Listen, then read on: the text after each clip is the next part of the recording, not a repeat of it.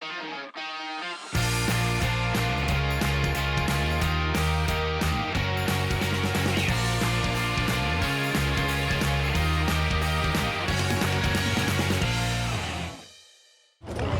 morning, ladies and gentlemen. My name is John Henry. I'm the commander of the American Legion, Post 57. As you all come, make your way to sit down. We'll go ahead and start the ceremony so we can be on time as we remember this event.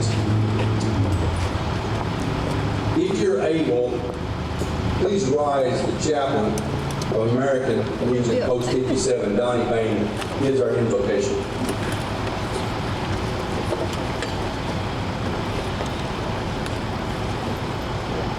Let us pray. Heavenly Father, we thank you for this beautiful day that you have given us to come out to remember this time in our past.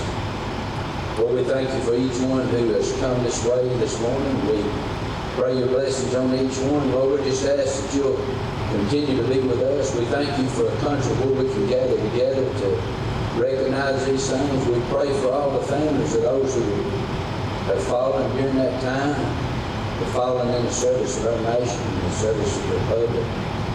We thank you, Lord, that we are a nation that never quits. We'll continue on and we'll continue to strive. Lord, we pray for our leadership this morning. We just pray that you will guide them in the right thing to do and in the way to go. You give them the strength to do the right thing in all situations, and to serve the public and to serve the best interests of this nation. Lord, just watch over us as we go through this ceremony. Strengthen us to live for you each and every day. Help us to take one day at a time. Help us to be in service for you and every opportunity that we have. Just lead, guide, and direct us. Strengthen us daily and forgive us where we fail you. It's our prayer in Jesus' name. Amen. Amen. Please be seated. 20 years ago today, terror struck our great country. In the worst attack on American soil. It was a dark day. Young men and women from communities just like this ready themselves to serve, and were already serving. So many knew that they wanted to serve as soon as the president made it known that those that attacked America on that day would come to pay. As veterans, we know casualties would not stop that day. So on this day, we remember all those who rushed into danger. We serve the victims of the attack on that day, as well as those who have sacrificed to keep our nation safe over the last 20 years. In a few minutes, 0746 our time, 8:46 Eastern Standard Time, we'll remember the first victims, American Airlines Flight 11, and those who were in the North Tower that morning. We will do this by honoring the honor bell. The founding of the principle of the honor bell is to provide an opportunity for the rendering of a respectful, final military funeral, as well as memorial services that take place. This is accomplished by tolling the honor bell in a manner based on tradition and respect.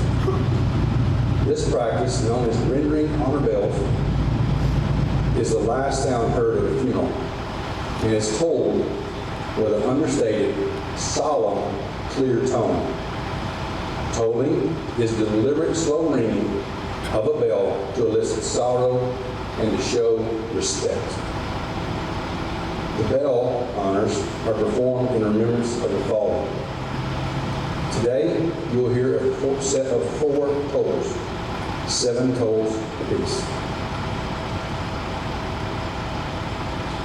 The first toll represents the choice to serve, whether military, our firefighters, our policemen, those that serve around this nation to serve us all. The second bell is representative of camaraderie. The third represents patriotism. The fourth is respect for our nation. The fifth is dignity.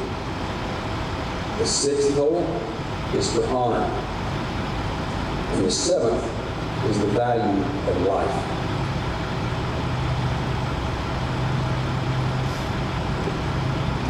On that faithful day, we have members of our community here to help remember that time. We'll have the tolling of the bells for the crash that happened to the North Tower. And then we'll have our local Boy Scout Troop 73 will raise our flag. And the Lord passed out of honor of those who have fallen.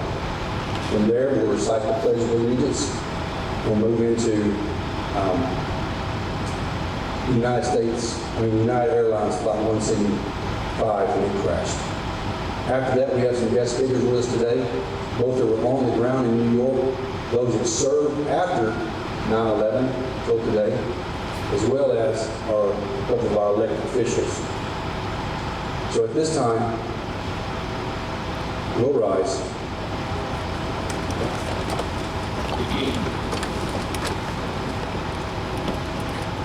And hear the 7 rings at the time American Airlines Flight 11 crashed into Tower 1.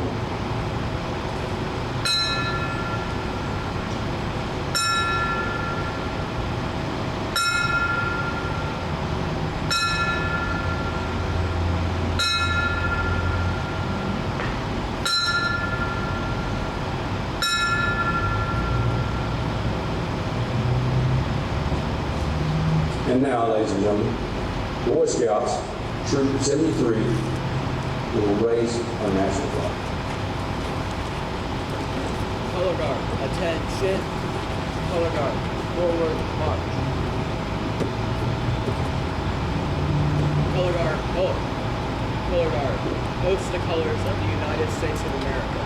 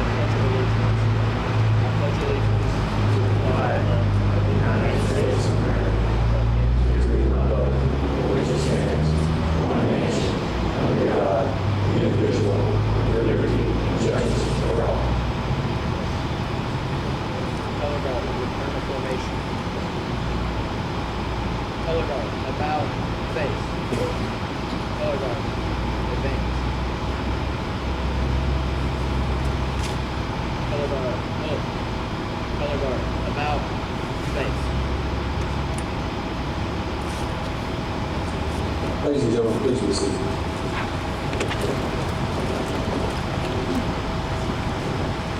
Most of us remember where we were at on that fateful day, September 11, 2001. Just as our grandparents remembered exactly where they were at on December 7th. We were struck by Japanese aircraft just at the beginning as we entered World War II. Many of those remember that just as we remember exactly where we were at. For me, as a United States Marine, I was just moving from California over to Virginia to take a position there. It was I, my wife, and my 2 young children. That morning, we were just out at the PX there, shopping around, staying in a hotel there on base. We remember that time. Where were you at that day? Do you remember? For us, we were simply in a PX. And a PX is no more than like a Walmart, for lack of better terms. I remember someone saying, everyone, look at the TVs. And literally, it was a crowd of people just outside the audio store. So there was TVs everywhere. And I and my wife and my 2 children sat and watched through the window as the chain of events unfolded. First, the first tower was hit. Where were you at? Could you believe it was happening? Could you believe that it was happening in our country on that day? We didn't know what to think. We were just 40 miles south of the Pentagon. So we literally thought, after the first tower, was that a fluke? And then just 15 minutes later, when we remember in just a second, the second tower hit. At that time, you knew exactly where you were at then as well. In your mind right now, you could not believe it was happening. With the second tower, the structure of Liberty there in New York City was hit by a second plane. We immediately left the store at that time and went back to our hotel. We couldn't believe what we were seeing. No more as we got into the bottom of the hotel, we were coming up, there's a lobby on each floor. And there were Marines who were also transferring in and out of the duty station, all holding around the TV. And at that time, as I stopped with my children, we stopped to pause, and the first tower fell. Do you remember that day? Again, do you remember where you were at and how you felt as you watched that first tower in slow motion fall to the ground? It was simply incredible. And that's why we remember, and we said we never forget. As we watched that, I remember very vividly in my mind watching that first tower fall, and knew, and many of those veterans I'm with today knew action would be taken. What would our next steps be? Where would we go? It was truly incredible.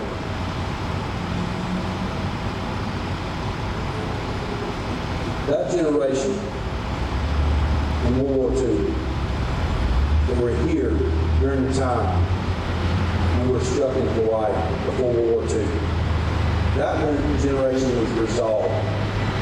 That generation knew that action would be taken as well. Our World War II generation found everyone in the war effort. Generals raided their armies, and admirals raided their ships. At that day and age, when generals went off to war, they stayed there until the war was over. Now, it's not quite the same. For us, we've been 20 years at war. Many young men from right here in Smith County have served during this time. My sister here today, my nephew Hunter, who answered the call, he served 4 tours. And so many of you all today can name a family member, a relative, a friend, maybe their children, who just like the veterans in World War II, answered the call over the last 20 years. My son today is in boot camp in Texas, serving. We remember those. As veterans, the old sergeant major's going to speak a little bit. He said, John, we need to do something for Smith County. Sure, there's a great big ceremony going in Lebanon with all these VIPs flying in, and politicians. It's just going to be great. But Joe said, we need to do something for Smith County. Because Smith County matters. We recognize and we're doing today our people, our folks here in Smith County that have answered the call. But we reflect back often in our veterans groups of those World War II veterans who are now, only a few left in this county, answered the same call. The same men and women today answered the same call. And I'm grateful for that. Speaking of our veterans groups are dwindling. We have more veterans today in circulation than we have in quite a while. But last year, veterans kind of pushed away from the table. And 300,000 veterans stopped in the groups they were in. VFW, American Legion. And so I'm calling folks today, if you're a veteran, to join our groups here in Smith County. I'm grateful that as I got out of the military 4 small years ago, that there was a group at the fair, the American Legion, and I said, hey, these old crusty goats look pretty cool. Let's see what they're doing. Soon thereafter, I joined the Legion. And since that time, in the last 4 years, on weekends, they've served folks here in Smith County. They've gone out. Just a short time while ago, our construction chief, John McCartney, has together, we built a 40-foot ramp for a disabled veteran. That service continues. Just about every month, something is going on. We're grateful for that. Before our speakers come up and we told the second bill, Dale, I would like to thank you all. Those folks that see us out and support us during our coffee drive every year, during our fundraisers, because of your generosity, because of the hard work of veterans like Bob Baker, who over years has saved money up, has helped us to get inside of our very own building just across the street there, the Veterans Hall, which at the end of the ceremony, you'll all be invited to join us at Veterans Hall for food and refreshments. Because of Bob Baker and his efforts, and so many veterans over the last 20, 30 years, when we've been able to purchase our own building and continue to pay on it today. And we're grateful for that. We're grateful for all you all here today that see us and support us. That's incredible. That's who Smith County is. We're grateful for that. We also remember today our veterans who have served before us. In the Legion, we have a number of Vietnam veterans. Rough and tough crowd they are. They produce some of the best music that we still listen to today. What a great group of people. We have a few Korean veterans left, and only very few World War II. Again, today, we just don't remember what happened and who perished on 9/11. But the ones who have served, who have answered that call, both before 9/11 and since 9/11, it's remarkable to be with those folks today, and I'm grateful. As we make sure we stay on time, we're fixing to hear the ringing of the second bells.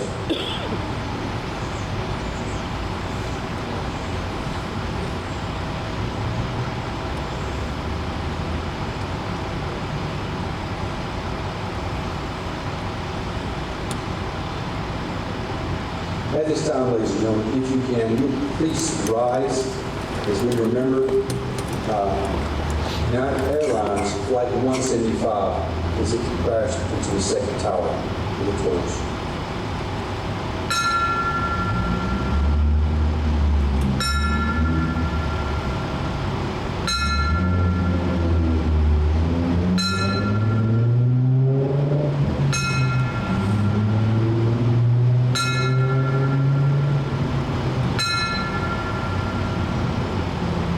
Ladies and gentlemen, please be seated.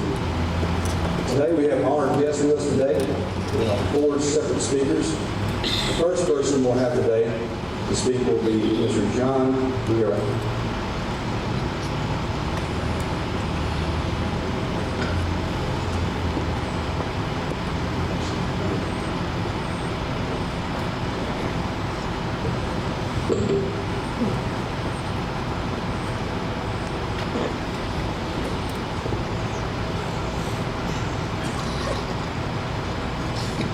Morning.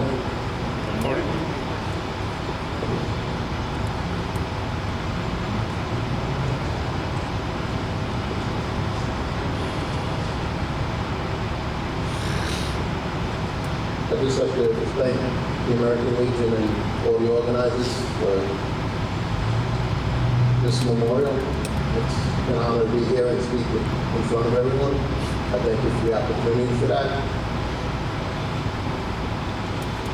For those of you that do not know me, I work for the town of Carthage as a police officer there. I was a police officer in New York from 1989 through 2014. I was there for the first attack on the World Trade Center in '93. I was working that day. On September 10th at 10 p.m., I went into work, came home 6:30 in the morning on September 11th.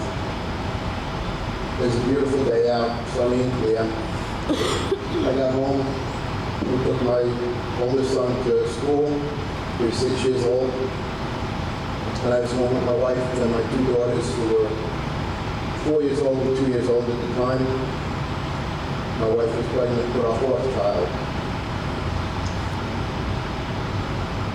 We got a phone call from a friend of ours who had told us that an airplane crashed into one of the towers and to turn the TV on. Now, before I even turned the TV on, I was thinking it's a small plane, somebody lost their bearing and went in. Or it could be, my mother told me when she was a teenager, right before World War II, a small bomber crashed into the Empire State Building when it was foggy out. So I was thinking something small like that. I never imagined when I turned the TV on, what it would look like. So we turned the TV on and we were all sitting there watching it, seeing what happened. And then the second plane with the towers. And it was very devastating to see what happened. It was a little scary. While we were sitting there,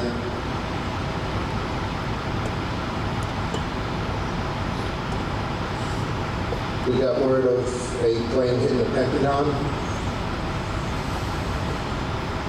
We sat there, we watched the South Tower come crashing down. When that came down,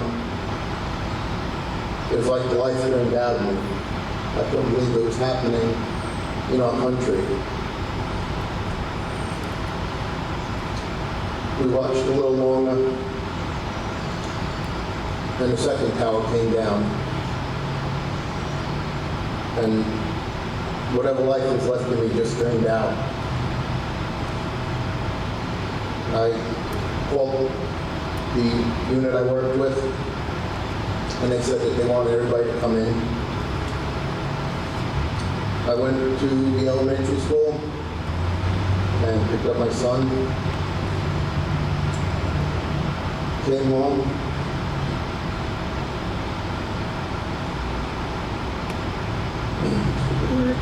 and say goodbye to my family. We never really had anything this bad here in the United States, other than Pearl Harbor, and that was long before my time. I had no idea what I was going to find when I went into work. We'd seen images on TV. So my partner and I met up at the train station and she drove in. And we're heading on the expressway going in, and traffic was backed up. It was like a big parking lot.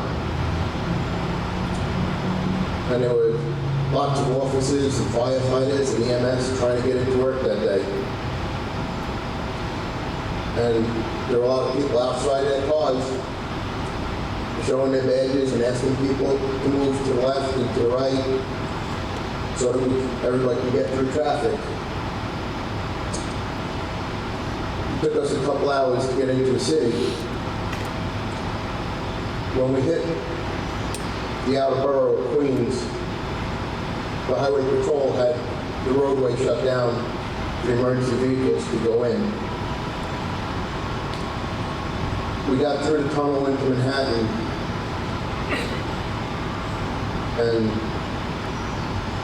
what I'd seen, I'd never seen before. There were F-16s flying overhead, and that's just not normal for what I grew up with. It took us a little while longer, and we were able to get into work. We got there, we got changed. It was around 1:30 in the afternoon. It was hectic, everybody was running around, not really knowing what to do because we've never had a situation like this before. There was smoke coming from downtown. The smell coming from the smoke of everything burning. I'd never smelled anything like that before. And it's hard to describe what it even smelled like. We got down to ground zero, or as close as we were able to go. And we met up with our unit, and nobody really knew what to do. Everyone was doing the best they could at the time. They put us on outside perimeter security, helping people get out of ground zero area and making sure that nobody came back into the area. We were not too far from Building 7, where we were posted. Around 5:20, 5:30 that evening, 7 World Trade Center came crashing down. We'd seen the images on TV that day, and seeing it up close and in person, there was nothing like it. The images on TV didn't even compare to what we saw up close. There was dust all over, debris all over. The buildings toppled all over.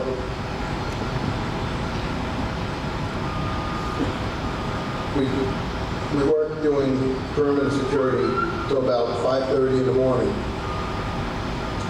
Most of my unit, everyone wanted to go and help dig in the rubble and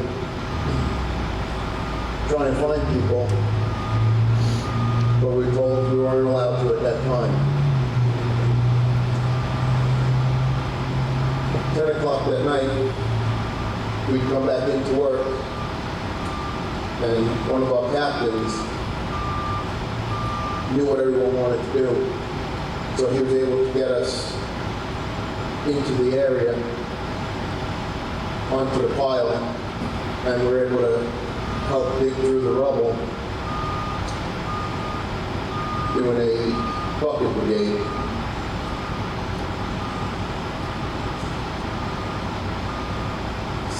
Some of the stuff that was there on the ground, we weren't really prepared for what was there. We were trying to help. There were a lot of fires burning underneath, hot spots. So we worked, and then when we hit a hot spot, we'd have to back off, and the fire department would have to come pour water on it. And then we were able to go back. The buildings that didn't come down, that were all around, had glass that was busted out. It had dust and debris all inside of it. There was no power and no water. We were able to use those buildings to rest and to eat when we needed to. Anytime we went into the buildings, we had to wear hard hats because they were worried about stuff falling from the ceiling and hitting us.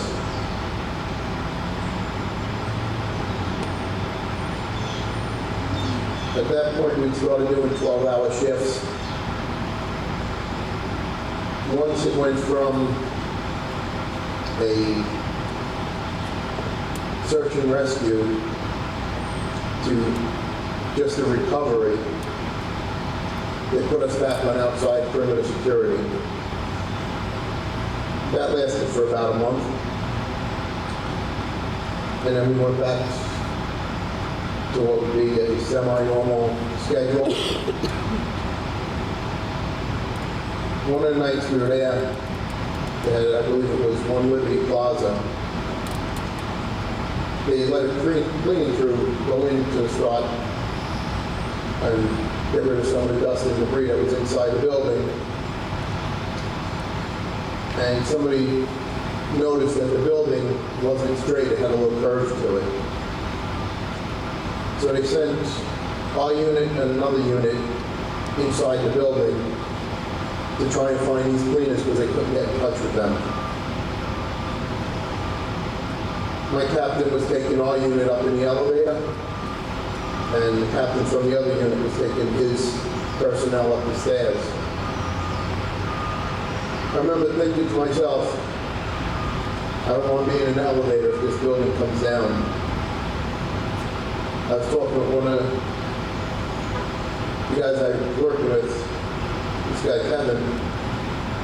I told him, I go, listen, I can't go in this elevator. We grabbed the sergeant and told him, listen, we're going up the stairs with the other unit. And he was fine with that. Some of their unit went in the elevator with our captain. Some other guys from our unit went up the stairs. As far as trying to keep track of the event, it was a nightmare. If anything happened, nobody would have known who was with who. We were up, we were able to get the cleaners out of the building.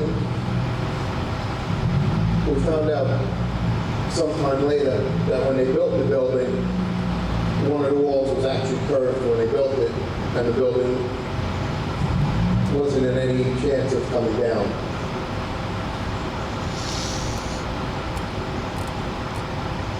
After we went back to our normal schedules, we started doing security around high-profile buildings like the Empire State Building, the Federal Reserve, the piers, anywhere that another attack could take place. They weren't sure if anything else was going to happen. So we're doing the security things. We just go to a high-profile location, stand outside, and look around for anything suspicious. To this day, they're still doing that.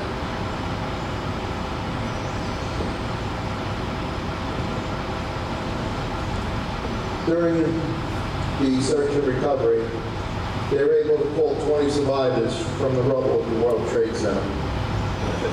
The last one was pulled 27 hours after the North Tower collapsed. On that day, we lost 343 firefighters, 23 New York City police officers, and 37 Port Authority police officers.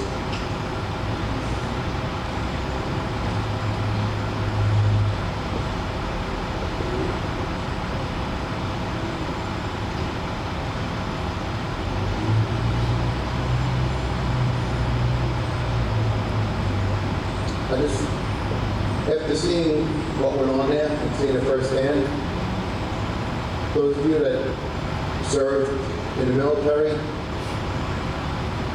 that went overseas and saw war and things that happened, I've seen stuff like this in movies, and it did not compare to that. So I can only feel a little bit of what you saw when you were serving our country. I just want to thank you all for your service, for protecting us.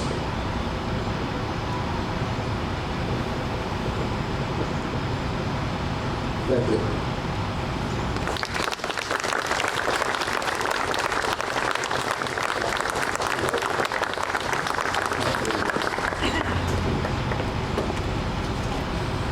we're going to hear from Joe Stout. Joe Stout is the first vice for American Legion Post 57.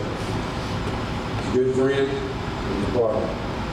So, ladies and gentlemen, Joe Stout, Sergeant Major, United States Army, retired.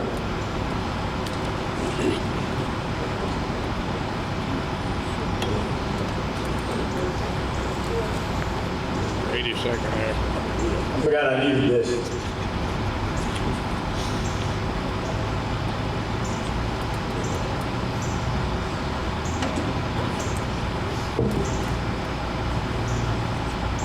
Good morning, everybody. How are you? Appreciate y'all coming out to this commemoration of the 20th anniversary of the 9/11 attacks. John, appreciate your story. That was powerful, man. Thank you so much for sharing it with us. So when I started thinking about doing this event, I thought to myself, we've got to do something, right? It's 20 years since the attacks. And as I gathered thoughts, I thought, we wanted to focus on remembering. So things ran through my mind, like, what are we going to remember? What do we need to remember? Obviously, we need to remember those who were lost. We need to remember their families, their pain and agony.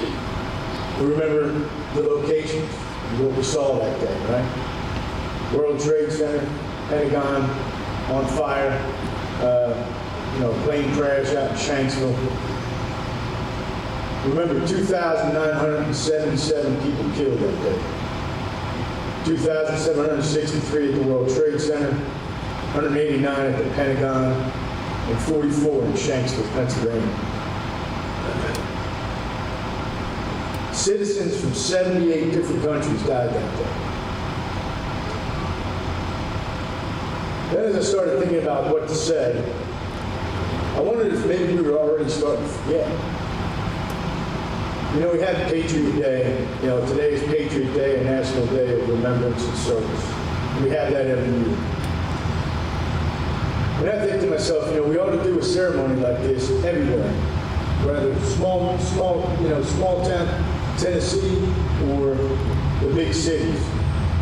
And I just don't know that we do all that.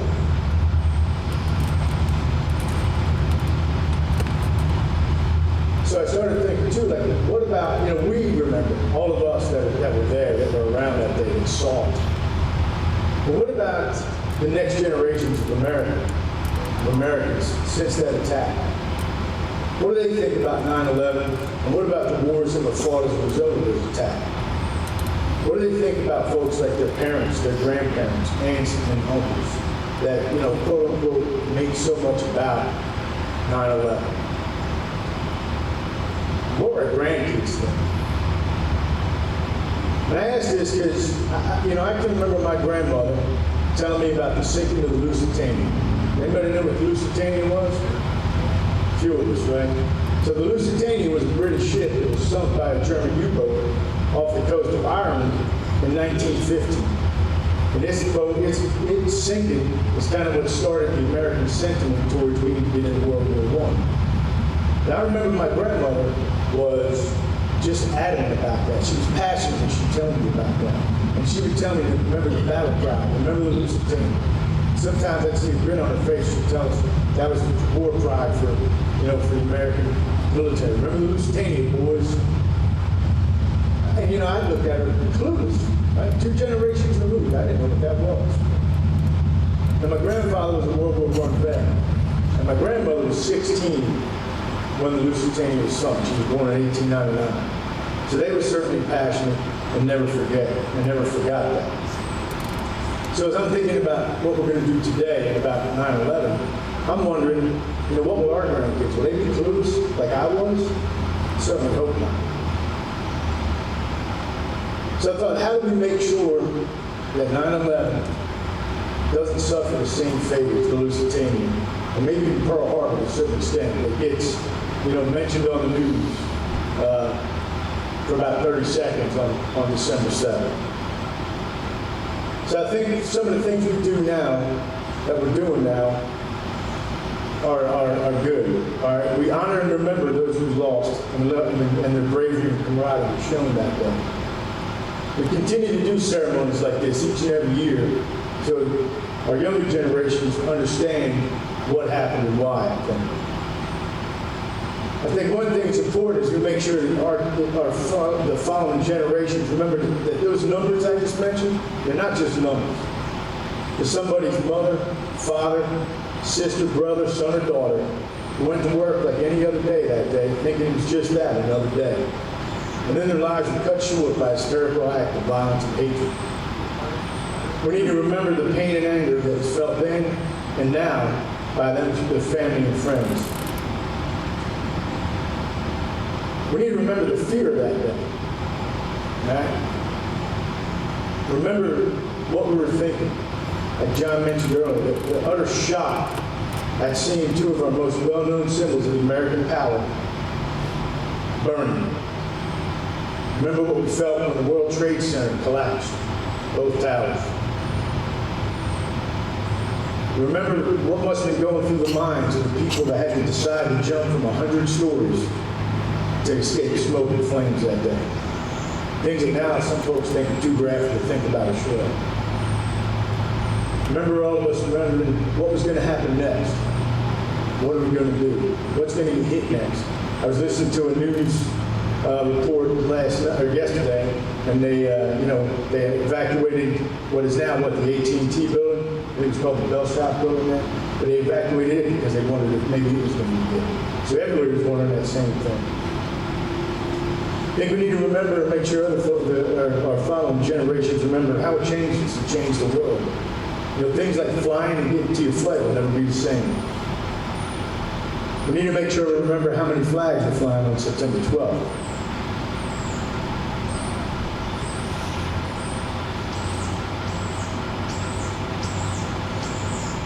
We need to remember and honor all those who answered the call. Not just on that day, but after we embarked on the global war on terrorism as well. Remember all those who gave the ultimate sacrifice in war as well. Many of us out here have friends and family that paid the ultimate sacrifice and came home from that scar as well. Here's some other numbers to remember. In the wars in Afghanistan and Iraq, a total of 7,074 U.S. service members and DoD civilians killed. 53,307 wounded in action. And those are the scars that you see, right? The 23 Medal of Honor winners from his last 20 years of war. We need to be proud of who we are as a country and what we represent. Even with our flaws, we're still the land of opportunity and we're the best and freest country in the world. We need to be proud of the resilience of our people in our country. Be proud of how quickly we regrouped and rebuilt. The Pentagon never shut down. And the very next day, they were open for business. The stock markets were up and running by Monday. In a little more than a month, we had boots on the ground in Afghanistan, and we were taking it to the Taliban and Al-Qaeda. We need to make sure we tell our stories. We need to listen, and future generations need to listen to stories like John's. We need to talk about where we were and how we felt that day. Just like our parents and grandparents remember Pearl Harbor, John mentioned earlier, we remember exactly where we were that day. We need to keep those thoughts and feelings fresh in our minds and make sure that the next generation knows them as well.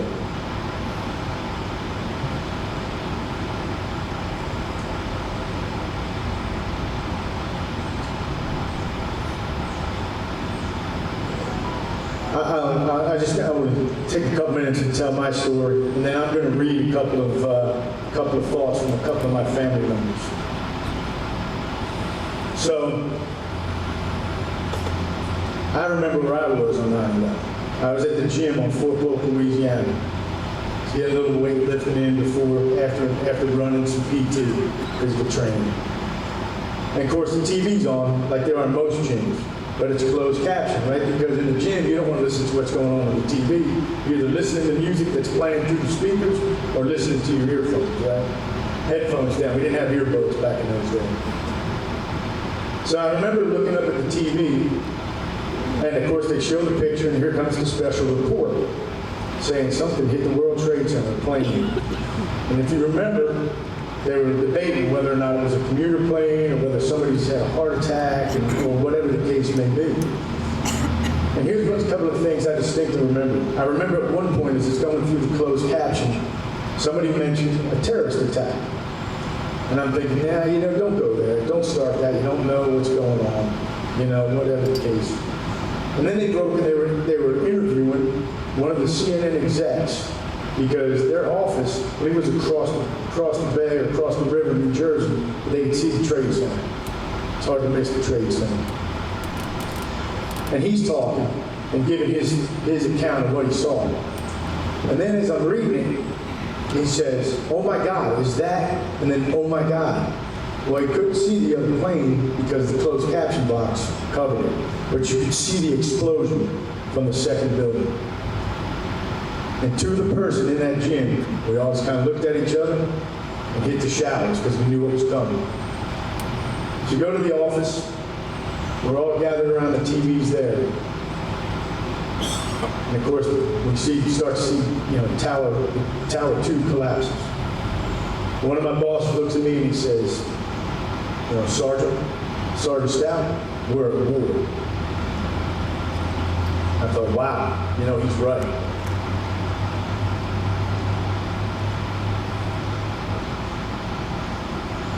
What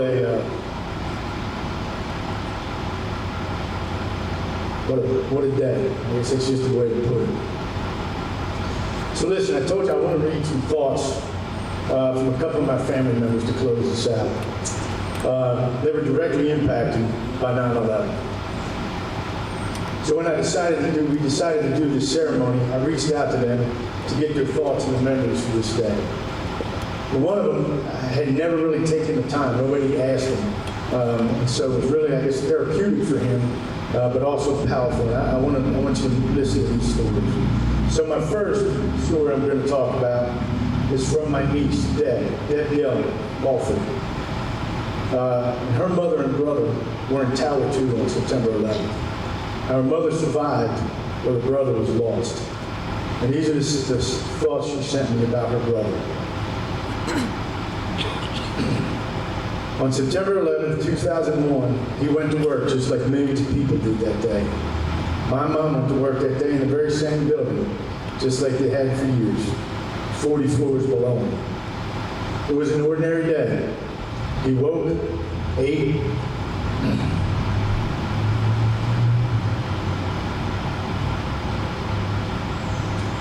and he listened to a voice message from me that I left the previous night, upset about something trivial while I was in grad school at MTSU.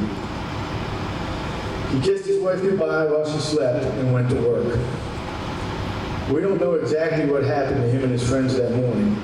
Thanks to the marvel of technology, we know that he and his department knew that the other building was hit by a plane, and they were making their way down the stairs. The second plane hit as they were doing this, most likely exactly where they were at the time. We were desperate to hear from either him or my mother all day. We finally heard from my mother that evening. She wouldn't leave the World Trade Center site until she found my brother. She didn't remember much during this time.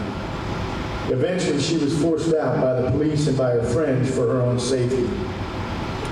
I think we all knew in our gut that he was gone. Eventually, as the weeks went on and survivors were identified in hospitals, we began to prepare for his memorial. One word to describe my brother Howard on September 11th is grace. Grace commonly refers to a smooth and pleasing way of moving, or a polite and thoughtful way of behaving. He embodied grace. Even though he just turned 27 2 weeks prior, he was wise well beyond his years. He always knew the right thing to do and just did it without second guessing and without worrying about what others would think. He was so much more to me than my big brother. Even before his passing, I knew I wanted to be like him, and I admired him tremendously. Yeah, in our teens, he was an annoying big brother, and I'm sure I was equally annoying to him. We fought about things like most siblings do, especially the car keys to our parents' car. He warned boys to stay away from me at the school dances and kept an eye on me when we rode the city buses to school. I said I hated it at the time, but secretly it brought me comfort and safety. Another word to describe my brother is faithful. It gives me great peace to know his faith was strong. He knew where he was heading after this life. His faith was unwavering, and he often mentioned this. On that day, even if he knew his fate and he was afraid, I have no doubt he was praying and leading others in prayer. It gives me great peace and comfort to know to this very day. The next story I want to tell you is from one of my closest friends and brother, Dwayne Boyer. Dwayne and I served together at Fort Bragg in the 82nd Airborne Division twice. Dwayne was stationed at the Pentagon on September 11th. And this is his story. September 11, 2001 started like any other early morning in the Pentagon. I was assigned to the Army G3, which is Operations Requirements Division, and we had a group of about 50 dedicated subject matter experts who managed to control the staffing and approval of all Army requirements. I arrived at the office on the A-Ring, second floor, around 6:30 that morning to get calendars synchronized and things ready for the day. Each morning I'd walk to the G3's front office on the E-Ring to check our division's inbox. I'd also check with the G3's executive officer, or XO, and executive assistant, or EA, to make sure all calendar events for the day were still as planned or scheduled. We never fathomed the changes and disruption that would become in this day. I left the front office around 08 and was focused on disseminating the tasks for the day. That would be the last time I spoke with the G3's XO and EA, because they both died when the plane impacted the Pentagon over an hour and a half later. If you aren't familiar with how the Pentagon is organized, it's really quite remarkable. The Pentagon is 5 floors above ground and consists of 5 rings and 10 corridors. The 5 rings go from A to E, with the A ring being closest to the center courtyard and the E ring encircling the outer portion of the Pentagon. The 10 corridors are like spokes on a wheel that create the hallways from the A to the E rings. These corridors create what are referred to as wedges, which is how space is managed. When the first plane hit the North Tower of the World Trade Center, I was sitting at my desk, and shortly after 8:46, someone came over to my cubicle and directed our attention to the breaking news. As we were alerting our leadership, several members of the team were gathered around watching what was being reported and shown on CNN. Then we heard about and saw the second plane hitting the South Tower at 9:03. Everybody's demeanor and frame of thought immediately changed because we knew these two events weren't a coincidence and freak accidents. We know they were intentional and that our homeland had been attacked. By about 9:15, I received a call on my desk to notify me that the Army's Operations Center, or AOC, was going to full manning because of the attack on the Trade Center. Since I was the point of contact for the G3, I was required to attend a coordination meeting in the AOC at 9:45 and put together my department's 24/7 manning roster. After listening to the alert and getting the initial instructions, my heart was pounding and reality started to hit me. I began to realize the magnitude of the situation and contemplated what actions our nation's leaders would take to respond to such a tragedy. After quickly stopping by the General's office to inform him that the Army Operations Center was going to full manning, I started down the third corridor towards the Operations Center. I made it about halfway to the Operations Center when I realized I'd forgotten something at my office. So I returned to my office, knowing I had plenty of time before the meeting. Between the time I left my office and the first time and returned, my wife Martha had called very concerned and shaken after seeing the attacks on the towers, and she spoke to Mrs. Frick, our longtime Army civilian. Thankfully, Mrs. Frick was able to notify my wife that I was called down to a meeting in the AOC. This turned out to be a blessing since we never anticipated what was about to happen minutes later. After talking with Mrs. Frick, logging off my computer and grabbing my cell phone out of my backpack, she and I left the office and walked down the A-ring. The clock slowly approached 0937. I thought I still had plenty of time to make it to the AOC by 9:45. However, at that exact moment in time, 11 September at 09:37, our lives, the lives of those in the Pentagon, the lives of so many friends and family members of the 184 killed in the attack, and the lives of all Americans changed forever. Truly a life-altering and changing event that so many of us can and will never forget. At 9:37 Eastern, Mrs. Frick and I were standing next to the brand new escalators on the A-ring at the intersection of the 3rd and 4th corridors when the plane impacted the Pentagon. We weren't 100% sure the sound we heard and slight amount of shaking was a plane attack against the Pentagon, but we kind of assumed it was a third tragic event. The sound at 8:37 when American Airlines Flight 77 impacted was strange and like nothing I'd ever heard before or since. The best way I can explain the sound was a bizarre, low-pitched deacceleration sound. A sound that I can never actually recreate or mimic, but a sound that I will never forget. Not long after that unforgettable sound came the indescribable sights and scenes. First was the terrifying look on Mrs. Frick's face, and I'm sure mine was the same. Then we see this rolling wave of purplish black smoke coming from the 4th corridor right at us. Again, I can't really fully describe the color and look of the smoke. It almost felt like things were moving in slow motion for a couple minutes as people start running out of the smoke towards the A-ring and towards the Pentagon and Senate courtyard. We were safe and never close enough to be in real danger based on our location, but we started to see several members of the Pentagon team who were much closer to the destruction. The most vivid memory I have is seeing a sergeant major assigned to the Army's G1 running out of the smoke with severe burns to the top and side of his head. I remember feeling like I needed to do something or start moving up the corridor to the E-ring towards the chaos.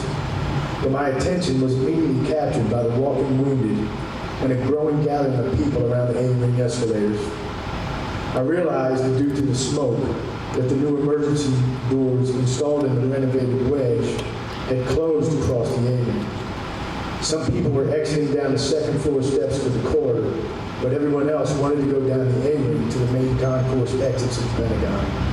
I ran over and hit the door release button to retract and open the sliding partition, and I immediately saw the rapid response of the Pentagon Force Protection Agency.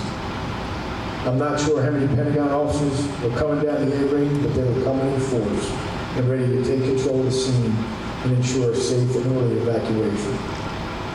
Those who were dazed or injured but fortunate enough to escape the areas closest to the impact were taken to the courtyard, which quickly became a triage area. All others were moving orderly along the A-ring and being directed by the Pentagon police to evacuate out of corridor 2. After getting out of the building, I immediately started walking through the parking lot toward the smoke and chaos. As I rounded the corner and got a viewpoint to see the damage to the Pentagon, my heart raced and I became emotional again.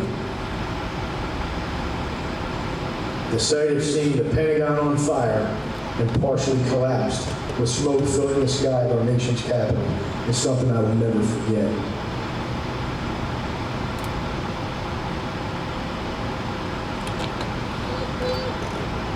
Thanks again for coming today.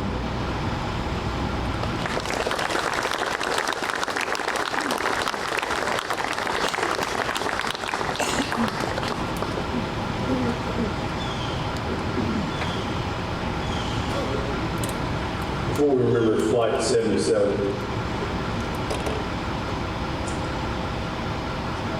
Renee and I were just in Los Angeles last week, not because we wanted to be, believe me.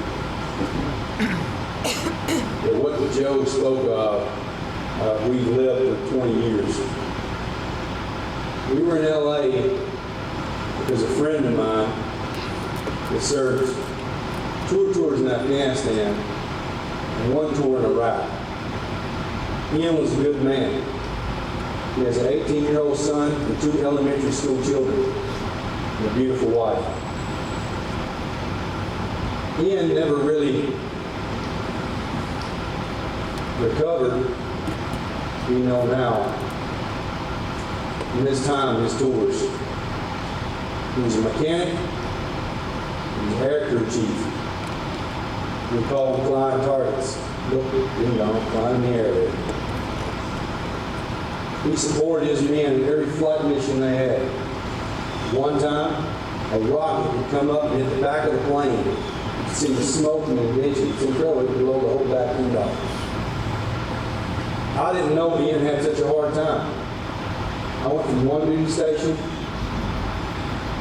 Ian and his wife, my family, attended church together. I went to another duty station. Ian and Jamie were behind us a year with 3 duty stations. So for almost 10 years, his family and mine were together. On Sundays, church events, sometimes with Corps. He was in the wing, I wasn't, and we stayed tight. I know today that Ian never could leave Afghanistan.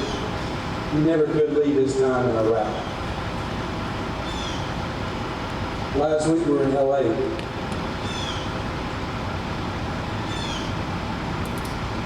To lay him to rest.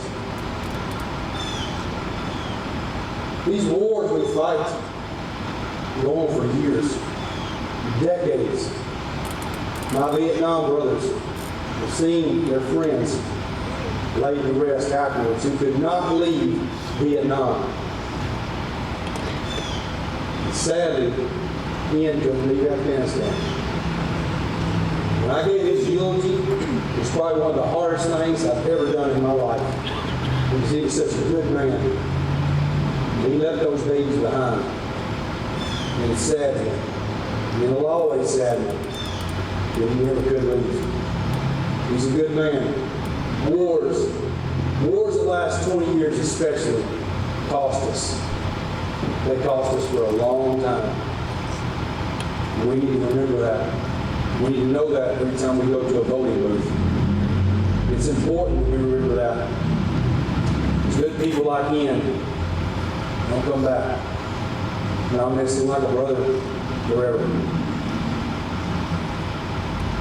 So at this time, if you can, will you please rise as we toll the bell for flight American Airlines Flight 77.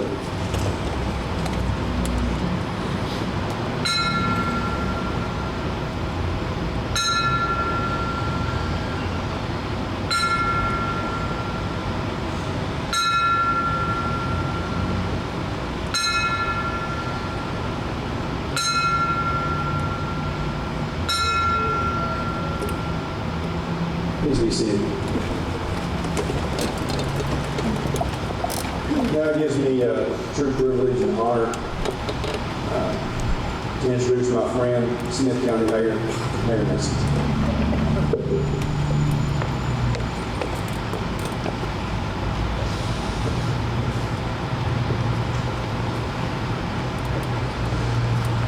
Good morning.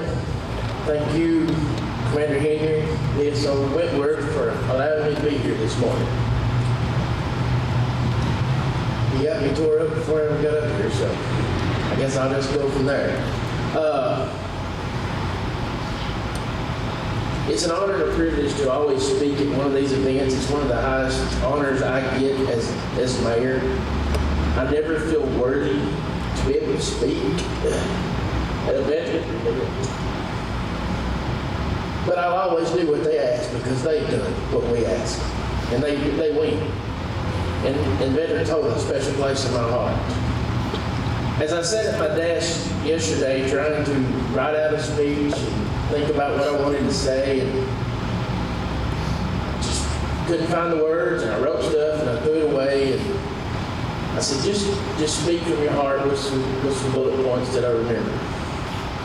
And it's just said, I guess that's the hard part of going probably third or fourth in this event. It's a lot of stuff that you want to say has already been said. But I'll say that, and it's already been said, that was my generation, my age groups, that was our day that we'll always remember. I was a tool and die maker working as a maintenance technician in Mount Juliet. Had a 3-month-old daughter. Thought I had, everything was going in our direction, and went to work that morning like every other morning. 7:30, so about that time, word got out that a plane had hit the tower. And we thought, well, that's odd. Either somebody screwed up bad or a terrible mechanical failure. Shortly thereafter, the next plane hit. And that changed.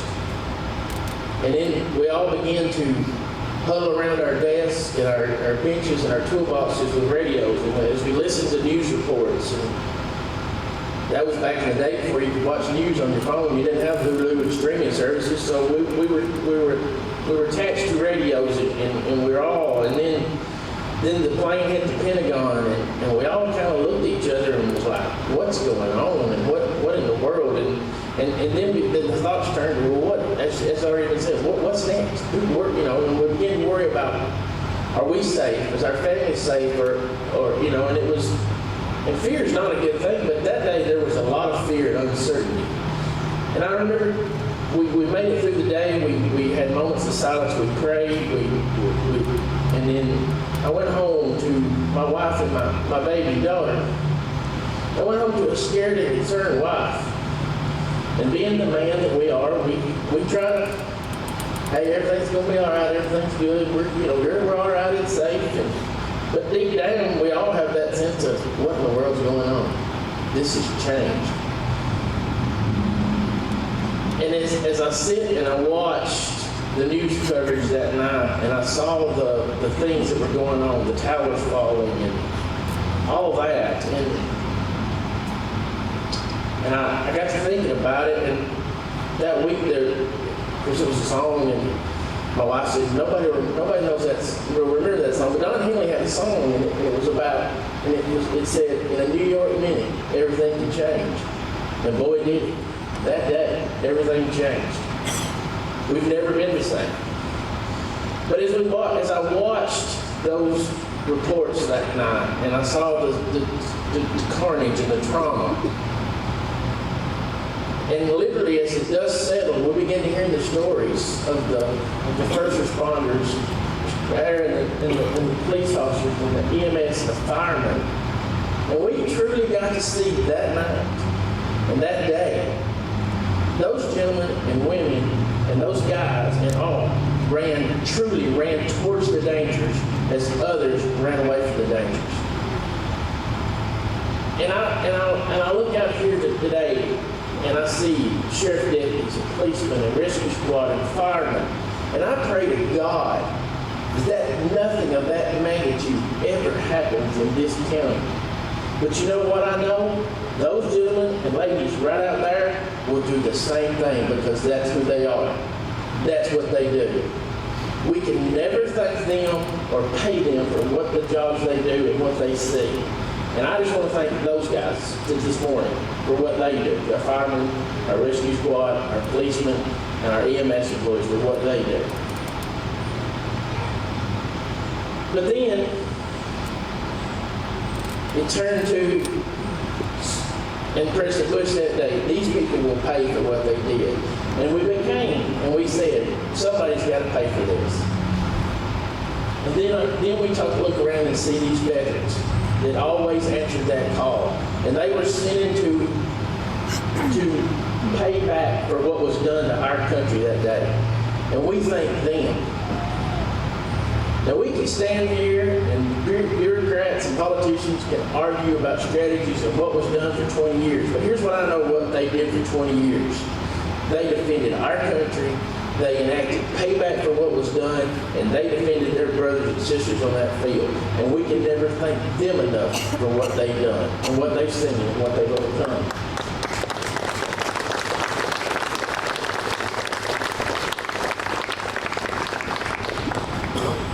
So, I say all that to say, as we stand here today, we remember 9/11 and that day. But do you remember 9/12? You remember 9/12? It was talked about. Flags everywhere. everybody was united and came together for a common cause because we hurt together, we grieved together, and we were proud together of the accomplishments that we did.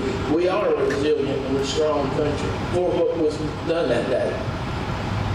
20 years later today, though, are we that same strong and united? No.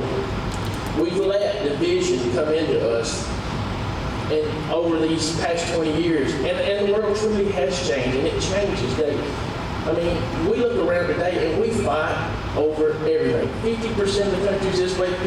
We can't even come together in a group when there's a sickness and a virus in the land. And that's sad because that freedom that these gentlemen fought for and the safety that these first responders try to guarantee every day, that's what this is about. It's not about it's just frustrating that we see that. And that's one thing that I really, and I say it a lot, and I know y'all get tired of me saying that I believe that Smith County is the best of the best because we do stand united. When there's an issue, we come together and we, as a community, fix that problem. We answer those needs. These veterans, these first responders, they do what has to be done. And we can't thank them enough. So I'll leave you with that thought today. Remember September the 12th as well, and how we were divided when we came together as a country. And let's get back to those times, because it doesn't matter what Washington does. It doesn't matter what Nashville does. It matters what Smith County does. And if we're going to continue to be the best of the best, then we got to stand united and take care of each other. So thank you again this morning for allowing me to speak. Amen.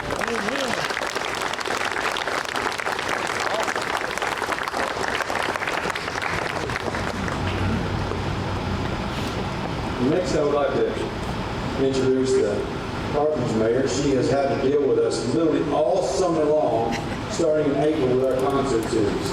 We've asked to close the street down once every 2 weeks, and she's been with us. And I just want to tell you how much I appreciate that, Mayor. Ladies and gentlemen, the mayor of Carpenter's Commissioner.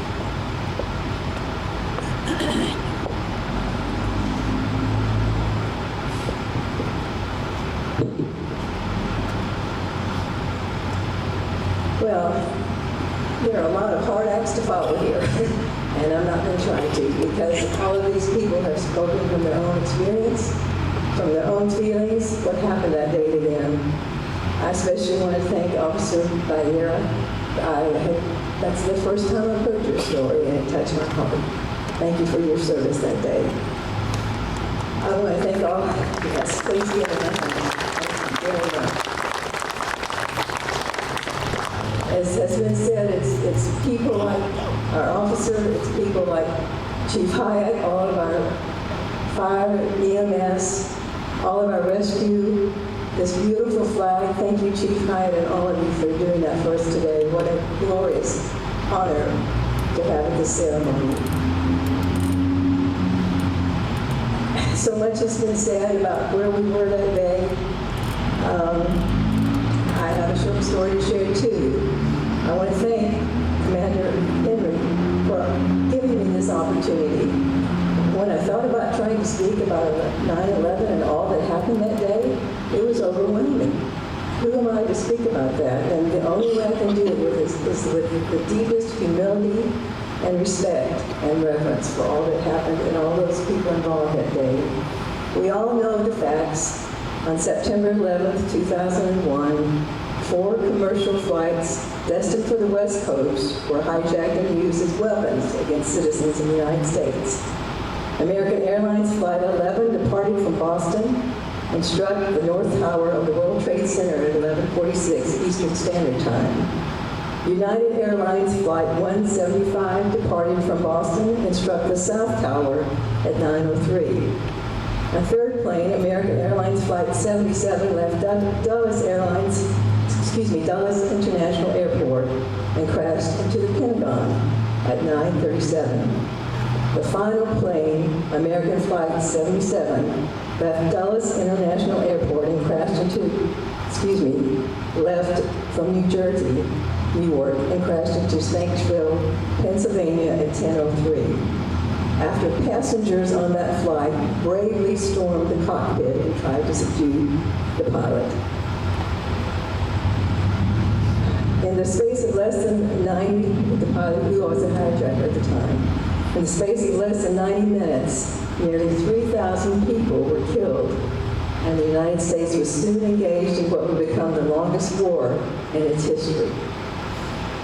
As has been stated before, all of us who were old enough to remember that tragic day and the sight of that first plane crashing into the North Tower and where we were at that very moment will be etched into our memories forever.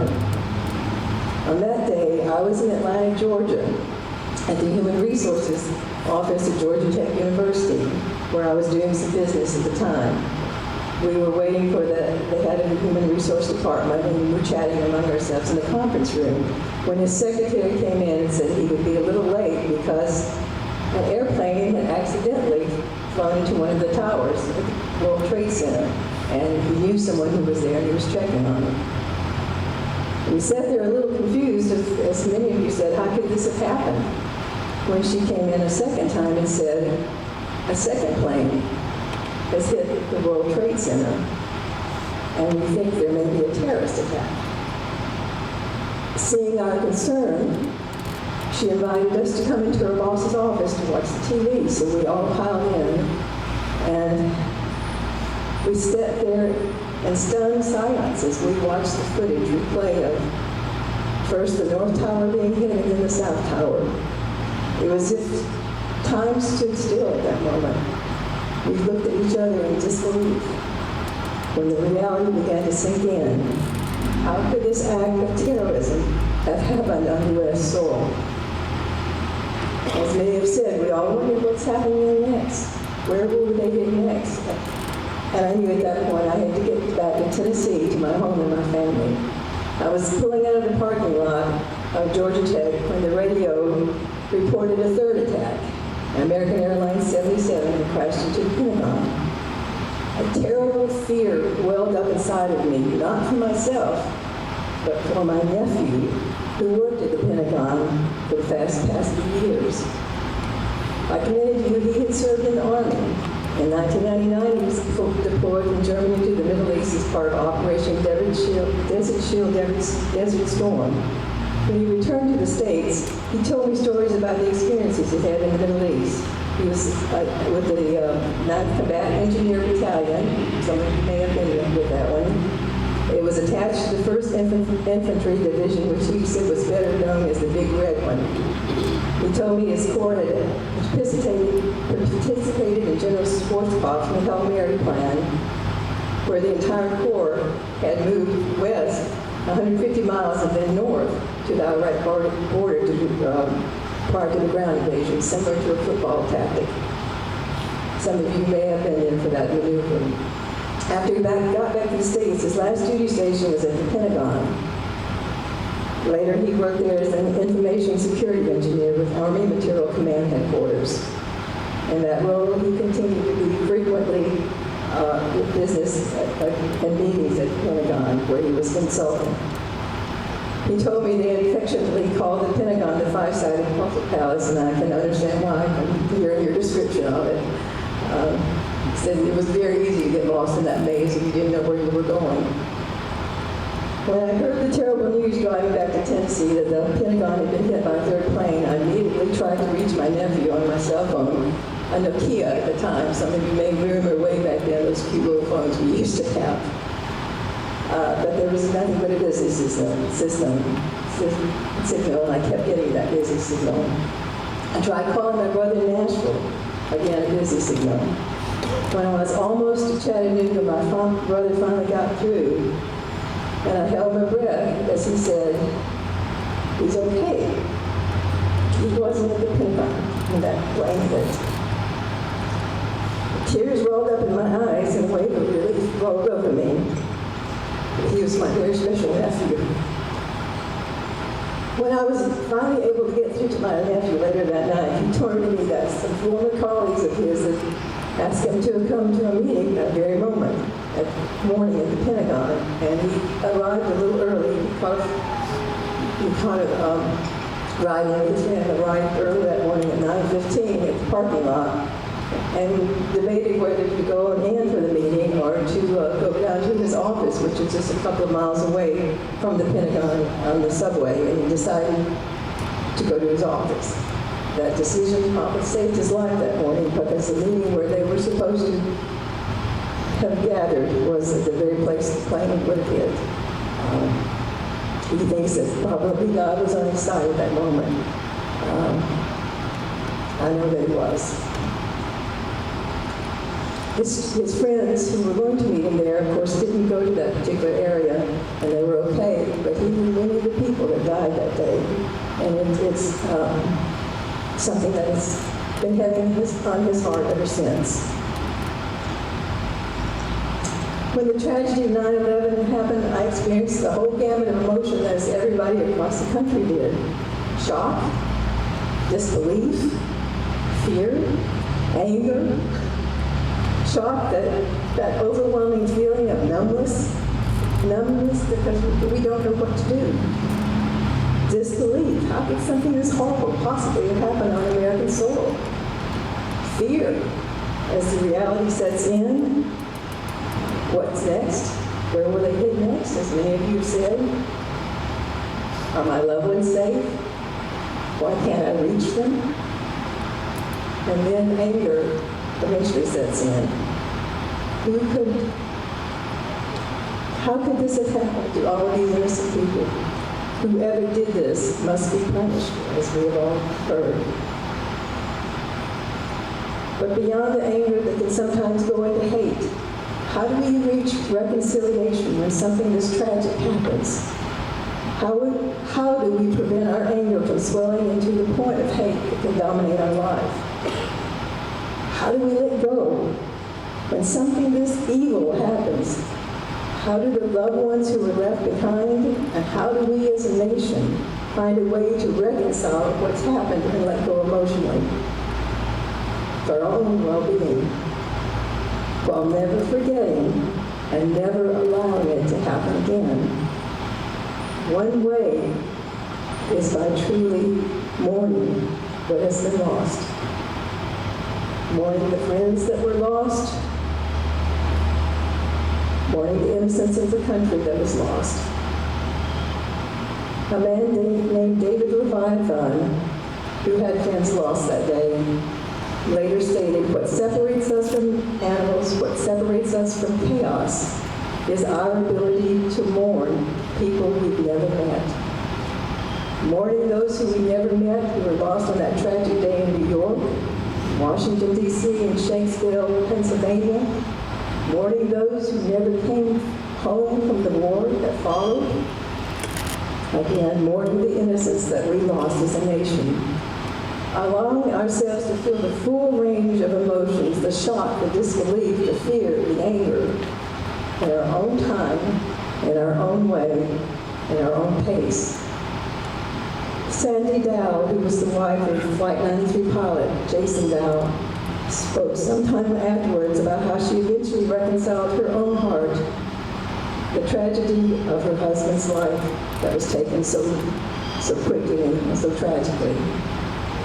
She said, and I quote, "If we learn nothing else from this tragedy, we learn that life is short and there is no time for hate." To fully reconcile, maybe we can also appreciate every moment we have with those we love and who love us. And I want to leave with this one thought from some unknown author who shared this after the tragedy of 9/11. And I quote, "On September 10th, 2001, 246 people went to sleep in preparation for their morning flight. 2,606 people went to sleep in preparation for work in the morning. 343 firefighters went to sleep in preparation for their morning shift. 60 police officers went to sleep in preparation for morning patrol. 8 paramedics went to sleep in preparation for the morning shift. On September 11th, all of those precious lives were lost. In one single moment, life may never be the same. Before you go to sleep in preparation for your life tomorrow, kiss the ones you love, snuggle a little tighter, and never take 1 second of your life for granted.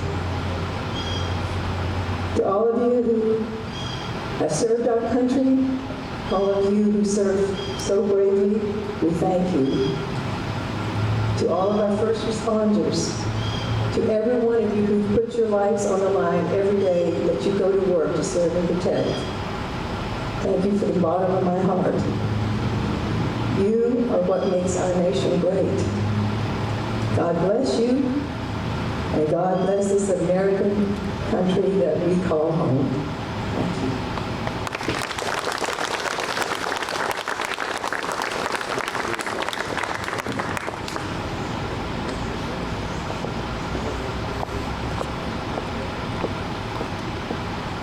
As we finish up, I'd just like to thank everyone who came and spoke today. Stories and words resound, and prayerfully they'll resound through the ages as we continue to remember year after year these events. If you're able, please rise as we remember Flight 93 crashing in the field, Shanksville, Pennsylvania, with a tolling event.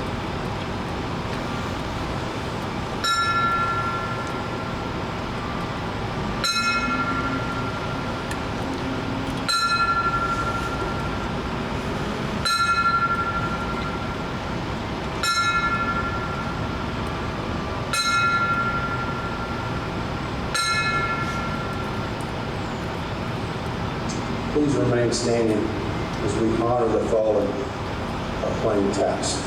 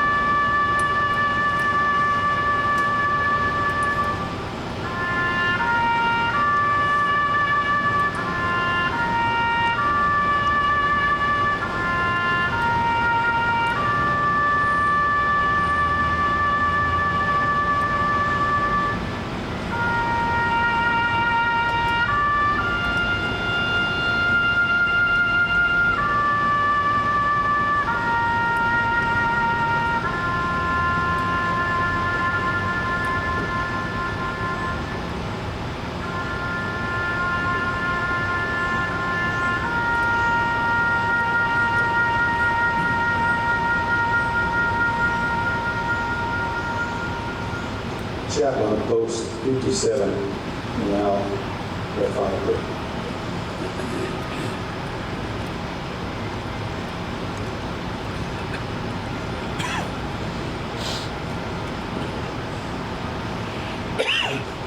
Let us pray. Heavenly Father, we thank you again for this beautiful day. We thank you again for all the many blessings you've given us as a nation and an individual. We thank you for each one who's come out today. We thank you for our speakers. We thank you for those who have shown up just to remember. Lord, we thank you for all those who have made sacrifices and continue to make sacrifices to serve the public and serve this nation. Lord, we just pray that you will guide us in all things that we do as individual citizens and as leaders of this nation. Lord, just guide us in the right direction. Lord, help us to stay focused on you, and that's the most important thing. If we can serve you, we'll continue to serve others. So Lord, just guide us, show us the way, give us the strength to follow. Watch over us as we do the things we have to do. Help us to always remember to do the right thing and to continue to serve others when we have the opportunity. Lead, guide, and direct us in all things. Strengthen us daily. Help us, Lord, to be patient and take things one day at a time. Forgive us when we fail. Is our prayer in Jesus' name. Amen.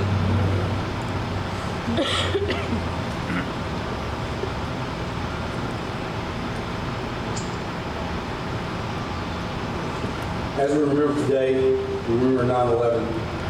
and honor those veterans, those first responders. Also remember the ones we left behind, the wives, the family members, those who supported us while we were forward deployed. The members of Smith County that I received packages from the schools, those folks that supported our forward deployed troops. I want to tell you, thank you very much. You mean the world to us. As we finish today, I'm asking you all, please, our new building over there, the Great Veterans Building, come in, have some chow with us. But especially, I would like to thank all the police, firefighters, Boy Scouts Troop 367, Troop 73 for being here, supporting us today. Lolly's Cafe for the food you all are going to have over there, as well as Rockabilly's.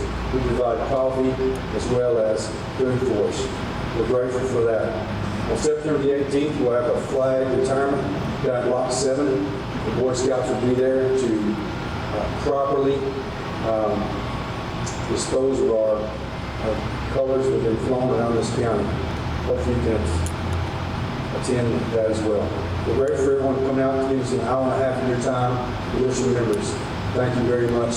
We're grateful. This concludes our ceremony.